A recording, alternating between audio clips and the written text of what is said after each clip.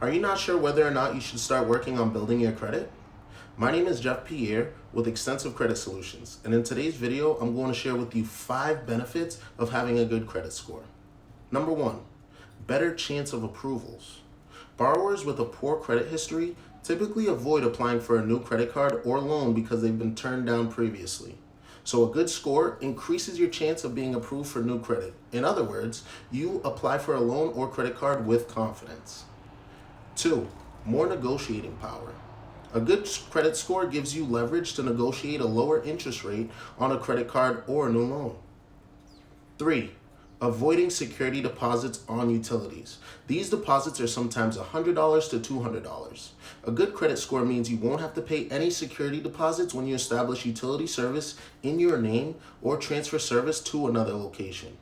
4, getting a cell phone with no contract. Another flaw of having a bad credit score is that cell phone service providers may not give you a contract. Instead, you'll have to choose one of those pay-as-you-go plans that have more expensive phones. And number 5, my favorite, bragging rights.